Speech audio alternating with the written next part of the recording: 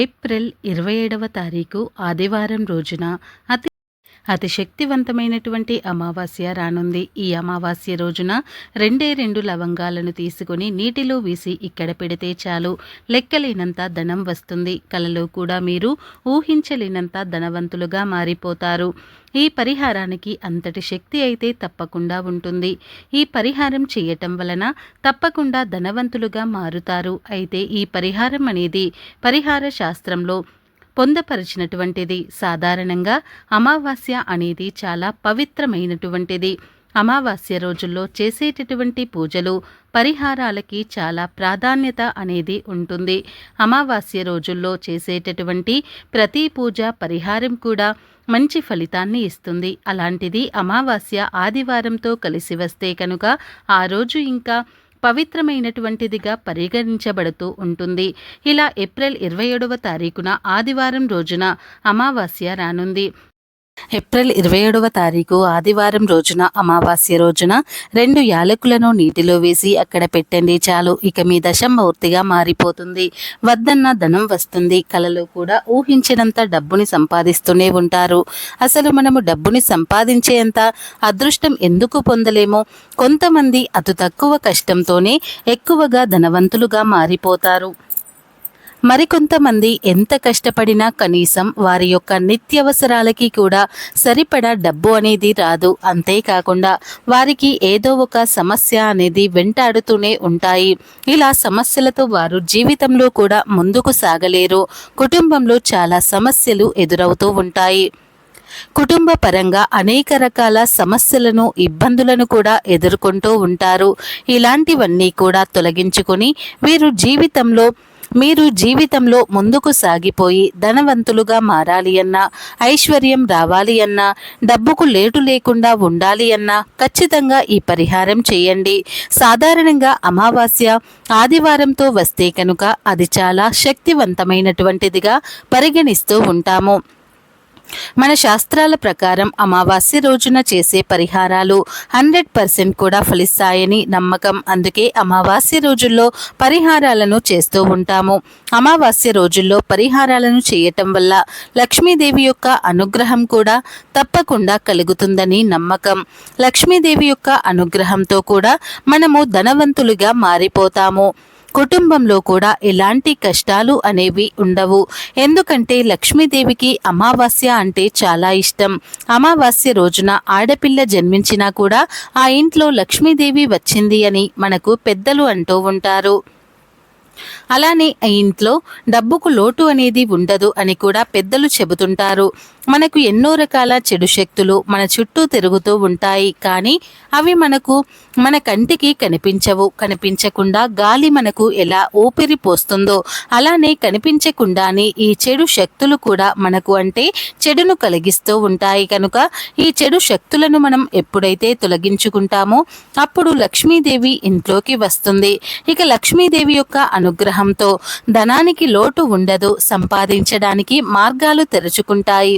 కొన్నిసార్లు మన దగ్గర ఎంతో తెలివి ఉన్నా, ఎంతో నాలెడ్జ్ ఉన్నా, ఎంతో ఉత్తీర్ణత ఉన్నప్పటికీ మనకు ఉద్యోగం అనేది దొరకదు. సంపాదించడానికి మార్గాలు కూడా అసలు కనిపించవు. అలానే కొంతమందికి చాలా తక్కువ నాలెడ్జ్ ఉన్నా, అసలు ఏమీ రాకపోయినా సంపాదించడానికి అనేక మార్గాలు అనేవి తెరుచుకుంటాయి. ఎందుకు అంటే కనుక వారు జీవితంలో సంపాదించడానికి లక్ష్మీదేవి యొక్క అనుగ్రహం ఉంటుంది. కనుక వారికి తప్పకుండా అమ్మవారి యొక్క అనుగ్రహంతో ధనవంతులుగా మారిపోతారు. అదృష్టమైతే వారికి అందరికీ 100% కలిసి వస్తుంది. తర్వాత వారు ఏదైనా చిన్న పని చేసినా సరే ఎక్కువ ప్రతిఫలం వస్తుంది. అలాంటి చిన్నగా పని చేసినా సరే లక్ష్మీదేవి వారి తోడై ఉంటుంది. అలాంటి వారి ఇంట్లో గొడవలు ఉండవు. భార్యాభర్తల మధ్య గొడవలు ఉండవు. దాంపత్య జీవితం సుఖంగా సాగిపోతుంది. కుటుంబంలో కూడా కష్టాలు అనేవి అస్సలు ఉండవు. కుటుంబ పరంగా కూడా వారు చాలా సంతోషంగా ఉంటారు అని చెప్పుకోవచ్చు. ఇలా జీవితంలో చాలా సంతోషాలు పొందాలి అన్నా, అదృష్టాన్ని పొందాలి అన్నా, ఐశ్వర్యాన్ని పొందాలి అన్నా సరే అదృష్టవంతులుగా మారాలి అన్నా, లక్ష్మీదేవి యొక్క అనుగ్రహం ఉండాలి అన్నా, అయితే అమావాస్య రోజుల్లో మనకు దృష్టి దోషాల్ని తొలగించుకోవటానికి కూడా చాలా అనుకూలమైనటువంటి రోజు అమావాస్య. అమావాస్య రోజుల్లో దృష్టిని తీస్తే కనుక ఆ దృష్టి తొలగిపోతుందని నమ్మకం. అలానే మనకు నరదృష్టి చాలా భయంకరమైనటువంటిది. నరదృష్టి అనేది చాలా భయంకరమైనటువంటిది. ఈ నరదృష్టికి నల్లరాయి కూడా పగులుతుంది అంటారు పెద్దలు. నరదృష్టి అనేది అంతటి భయంకరమైనటువంటిది. ఇలాంటి నరదృష్టిని ఎప్పుడైతే మనము తొలగించుకుంటామో అప్పుడే మన జీవితంలో ఎదుగుతామో. నరదృష్టిని తప్పకుండా తొలగించుకోవాలి. నరదృష్టిని తొలగించుకోవాలి అన్నా అది మనకు అమావాస్య రోజు సాధ్యమవుతుంది. అలానే ఆదివారంతో కలిసి వచ్చిన అమావాస్య రోజు ఇంకా మనకి చాలా ఎక్కువగా సాధ్యపడుతుంది. ఆదివారంతో కలిసి వచ్చినటువంటి అమావాస్య రోజున చేసేటటువంటి ఏ పరిహారమైనా సరే ఖచ్చితంగా నరదృష్టిని తొలగిస్తుంది. ఘోరమైనటువంటి చెడు శక్తులను సైతం తొలగిస్తుంది. మన చుట్టూ ఎన్నో రకాల దుష్ట శక్తులు ఉంటాయి కదా, ఆ దుష్ట శక్తులను కూడా తొలగిస్తుంది. దుష్ప్రభావాలను కూడా తొలగిస్తుంది. అనేక రకాల సమస్యలను సైతం తొలగిస్తుంది. మనకు ఈ యొక్క అమావాస్య రోజు చేసినటువంటి పరిహారాలు అయితే నరదృష్టి చాలా అంటే చాలా భయంకరమైనటువంటిది. అది మనల్ని జీవితంలో అసలు ఉన్నతమైనటువంటి స్థాయికి ఎదగనివ్వదు. ఎప్పుడు ఏదో ఒక సమస్యను తెచ్చి పెడుతూనే ఉంటుంది. మనం జీవితంలో ఎదగాలి అన్నా ఎదగలేకపోతూ ఉంటాము. ఎంతో కృషి చేసినా, ఎంతో శ్రమపడినా అది అసలు ఫలించదు. ముఖ్యంగా అసలు కష్టపడడానికి కూడా వారికి ఆరోగ్యం అనేది సహకరించదు. ఇలా చాలా సమస్యలు వస్తాయి. ఇల్లు బాగుండాలి అంటే ఇంట్లో వ్యక్తులు ఆరోగ్యంగా ఉండాలి, దాంపత్య జీవితం బాగుండాలి. అలానే వారు చేసేటటువంటి కష్టానికి తగిన ప్రతిఫలం ఉండాలి. డబ్బును సంపాదించడానికి మార్గాలు కనిపించాలి. అలానే కష్టపడేంత కూడా వారికి సత్తా ఉండాలి అంటే ఆరోగ్యం కూడా సహకరించాలి. ఇవన్నీ జరగాలి అంటే మనకు దైవానుగ్రహం ఉండాలి. ఒకవేళ నెగటివ్ శక్తులు మన చుట్టూ ఉంటే మనం ఏదీ చెయ్యలేము. ఏది అనుకున్నది ప్లాఫ్ అవుతూనే వస్తుంది. ముఖ్యంగా నరదృష్టి అనేది కొంచెం మనం ఎదిగినా, కొంచెం అందంగా ఉన్నా, కొంచెం బాగున్నా సరే ఇంకా నరదృష్టి అనేది వెంటాడుతుంది. ఈ నరదృష్టి వల్ల మనం జీవితంలో అసలు ఎదగలేము. నరదృష్టి కారణంగా మనకు అనేక రకాల సమస్యలు అనేవి ఎదురవుతుంటాయి. కనుక నరదృష్టి అనేది తొలగిపోవాలి. అసలు నరదృష్టి తొలగిపోవాలి అంటే మనం ఏ పరిహారం చేయాలో కూడా తెలుసుకుందాం. నరదృష్టిని తొలగించుకోవాలి అంటే తప్పకుండా మనం కొన్ని పరిహారాలను అయితే చేయాలి. అందులో మనకు ఏప్రిల్ 27వ తారీఖున ఆదివారంతో కలిసి వస్తున్నటువంటి అమావాస్య రోజున మర్చిపోకుండా ఈ పరిహారం చేయండి. ఖచ్చితంగా మీ యొక్క దరిద్రం అనేది తొలగిపోతుంది. ఇంతకీ ఏప్రిల్ 27వ తారీఖున వచ్చే అమావాస్య రోజున మరి ఏ పరిహారం చేయటం వల్ల మనకు ఈ దరిద్రాలన్నీ, ముఖ్యంగా ఘోరమైనటువంటి నరదృష్టి తొలగిపోయి మన చుట్టూ ఒక అదృష్టం కలిసి వస్తుందో కూడా తెలుసుకుందాం. అయితే ఈ నర దృష్టిని తొలగించుకొని మనం జీవితంలో ఎదగాలి అన్నా, మన సంపద అనేది మరింత కాస్త పెరగాలి అన్నా కూడా తప్పకుండా ఈ పరిహారాన్ని చేయండి. ఇక ఈ పరిహారం వల్ల మీ జీవితం అనేది పూర్తిగా మారిపోతుంది. ఇంతకీ ఈ పరిహారాన్ని ఎలా చేయాలో కూడా తెలుసుకుందాం. అలానే దీనితో పాటు ఒక కోడిగుడ్డు మన దృష్టిని, అంటే మనకు చాలా దృష్టి ఉంటుంది కదా, అన్ని రకాల దృష్టి దోషాల్ని, చెడుని కూడా తొలగించడంలో ఈ కోడిగుడ్డు చాలా ఉపయోగపడుతుంది. అయితే చాలామంది మన పెద్దవారు కూడా మనకి ఏదైనా చెడు దృష్టి దోషం కానీ లేదా చెడు శక్తి ఏదైనా ఒక శక్తి మనల్ని ఆవహించినప్పుడు మనకు చాలా జ్వరంగా ఉండటం కానీ, మనం ఏ తిన్నా వామిటింగ్స్ చేసుకోవటం కానీ, హెల్త్ అంటే హెల్తీగా ఉండలేకపోవటం కానీ, చాలా సమస్యలు వచ్చినప్పుడు ఖచ్చితంగా వారు ఒక కోడిగుడ్డుతో దిష్టిని తీసి పడేస్తూ ఉంటారు. పసుపు, బియ్యము, కోడిగుడ్డు అంటే పసుపు తెలుపు, అలానే నలుపు, ఈ రంగు ఏంటంటే మనకు దృష్టిని తొలగించేటటువంటివి కనుక ఇలా మనకు అంటే కోడిగుడ్డుతో కూడా 3 రంగులు ఉంటాయి. పైన తెల్లగా లోపల నీలం అనేది ఎల్లో కలర్లో, తర్వాత వైట్ ఎగ్, అలానే కోడిగుడ్డుకు కొంచెం నల్లగా కూడా తగిలించాలి. ఇలా ఈ 3 కలిసినా కూడా మనకు దృష్టి తొలగిపోతుంది. అలానే చెడు శక్తులు ఏవైతే ఉన్నాయో ఆ కోడిగుడ్డుతో దిష్టిని తీయటం వల్ల అవి కూడా పారిపోతాయి.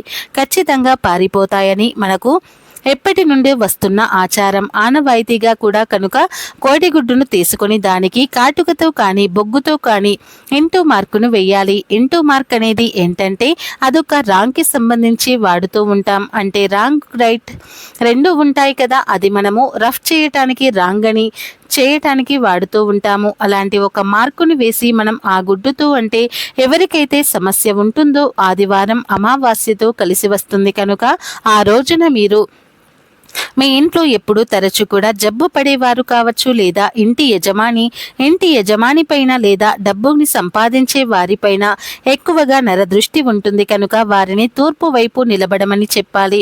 తరువాత కోడిగుడ్డుతో వారికి దిష్టి తీయాలి. అంటే తల నుండి కాళ్ళ వరకు 3 సార్లు, కుడి నుండి ఎడమకు 3 సార్లు తుడిచాలి.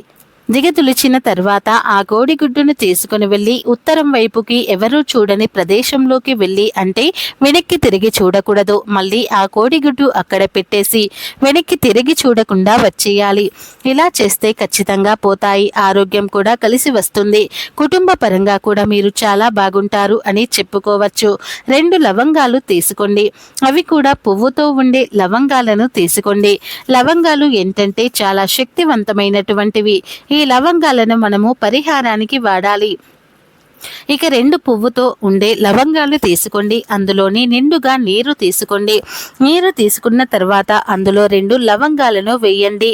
వాటిని తీసుకున్న తర్వాత మీరు పడుకునే ముందు మీరు ఏదైతే బెడ్రూమ్లో లేదా మీరు పడుకుంటున్నప్పుడు మంచం అయినా పర్వాలేదు, మంచం కింద అయినా ఆ నీటిలో లవంగాలను వేసినటువంటి గాజు గ్లాసుని మీరు అమావాస్య రోజున మీ యొక్క మంచం కింద పెట్టుకోండి. ఏంటంటే ఈ లవంగాలు నల్లగా ఉంటాయి. ముఖ్యంగా మనకు ఈ పరిహారాలకు అయినా లవంగాలు వాడుతూ ఉంటాం. అంటే అవి ఖచ్చితంగా పువ్వుతో ఉండాలి. అప్పుడే మనం చేసినటువంటి పరిహారానికి ఫలితం అనేది ఉంటుంది కనుక పువ్వుతో ఉండాలి. లవంగాలు అనేది పువ్వుతో ఉండాలి. అలాంటి లవంగాలను తీసుకోండి. వాటిని గాజు గ్లాసులో వేయండి. ఇలా వేస్తే ఖచ్చితంగా కూడా మనకు అదృష్టమైతే కలిసి వస్తుంది. ఘోరమైనటువంటి దృష్టి దోషం కూడా తొలగిపోతుంది. దుష్ట శక్తుల ప్రభావం కూడా తొలగిపోతుంది కనుక లవంగాలను మనము గాజు గ్లాసులో నీటిలో వేసేసి దానిని మంచం కింద పెట్టుకోవాలి. ఇలా చేస్తేనే మనకు అమావాస్య రోజున దృష్టి అనేది తొలగిపోతుంది. ఇలా మన చుట్టూ గాలిలో కూడా మనకు తెలియకుండా కొన్ని నెగటివ్ శక్తులు ఉంటూ ఉంటాయి. వాటిని కూడా ఈ యొక్క నీరు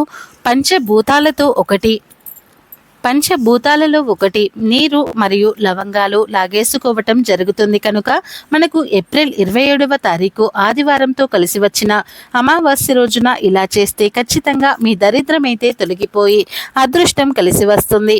ఊహించలేని డబ్బును సంపాదిస్తారు. ఎప్పుడైతే మన చుట్టూ ఉండే దరిద్రాలు, చెడు శక్తులు, నెగటివిటీ తొలగిపోతాయో మన గ్రహాలు అనేవి అనుకూలిస్తాయి. మన చుట్టూ ఒక పాజిటివ్ ఎనర్జీ ఉంటుందంటే చెడు తొలగిపోయిన వెంటనే మంచి అనేది వస్తుంది. తద్వారా మనం మట్టి పట్టినా సరే బంగారంగా మారుతుంది. సంపాదించే మార్గాలు తెరుచుకుంటాయి. ఎన్నో మార్గాలు కూడా కలిసి వస్తాయి కనుక మనం అదృష్టవంతులుగా మారిపోతాము. ఇక తెలుసుకున్నారు కదా, ఎంతో పవిత్రమైనటువంటి రోజున మనము అంటే అమావాస్య రోజున మనం లవంగాలతో ఈ పరిహారం చేయాలని ఈ వీడియో మరి మీకు నచ్చితే ఈ తర్వాత ఈ లవంగాలు మరియు నీటిని ఏం చేయాలి అంటే కనుక మరుసటి రోజు ఉదయాన్నే ఆ నీరు మరియు ఆ పువ్వులో వేసిన లవంగాలను ఎవరూ తొక్కని ప్రదేశంలో వేయండి. ఇలా చేస్తే ఖచ్చితంగా తొలగిపోయి నెగటివ్ శక్తులు పూర్తిగా తొలగిపోయి గ్రహాలన్నీ కూడా అనుకూలించి ధనవంతులుగా మారిపోతారు. డబ్బుని సంపాదిస్తూనే ఉంటారు. మరి తెలుసుకున్నారు కదా, ఆదివారం అమావాస్య రోజున లవంగాలతో ఏ పరిహారం చేయాలి అని. ఈ వీడియో కనుక మీకు నచ్చినట్లయితే లైక్ చేయండి, షేర్ చేయండి. అలాగే మరిన్నో వీడియోస్ కోసం మా ఛానల్ని తప్పకుండా సబ్స్క్రైబ్ చేసుకోండి.